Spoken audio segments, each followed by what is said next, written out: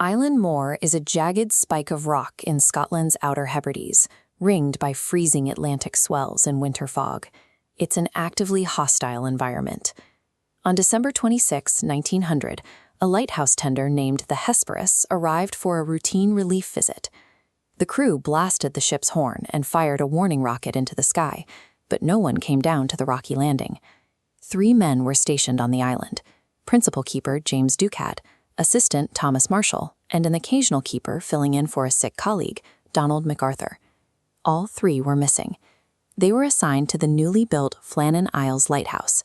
Their sole job was to keep the light burning, providing a critical warning system for ships navigating this deadly stretch of coastline.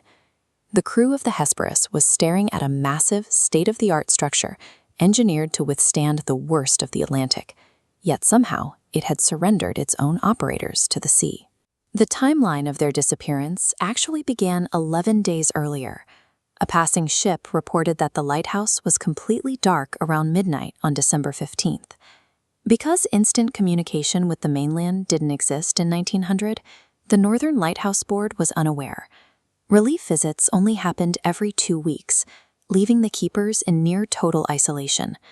A relief keeper named Joseph Moore rowed ashore alone to investigate. He walked up the cliff path and entered a completely deserted station. As Moore stepped inside, he inadvertently froze the scene. His search documented exactly how the men had left the lighthouse on the afternoon of December 15th. Moore's search started at the perimeter. He found the heavy entrance gates and outer doors securely closed against the weather. There was only one anomaly at the boundary. The interior kitchen door had been left wide open. Inside the living quarters, everything was completely mundane. The fire had burned out days ago, and the beds were neatly made and empty. The official logs showed that the daily chores, including the kitchen work, had been finished for the morning. Up in the tower, the heavy lighthouse machinery was in perfect working order. The main lamp had been cleaned, its lens was polished, and the oil fountain was completely topped off, ready to be lit for the evening. A check of the coat pegs revealed that Ducat and Marshall's heavy sea boots and waterproof oilskins were gone, but Donald McArthur's ordinary coat was still hanging inside. He had rushed out without it, entirely unprotected from the severe winter conditions outside. Why would an experienced seaman run out into a freezing Atlantic storm in only his shirt sleeves? The absolute order inside the living quarters and the pristine state of the machinery ruled out any internal struggle or structural failure. Whatever drew the men outside was sudden, external, and required an immediate response.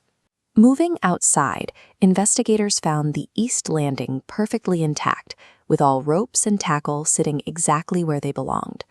The west landing, however, had been subjected to immense, chaotic violence.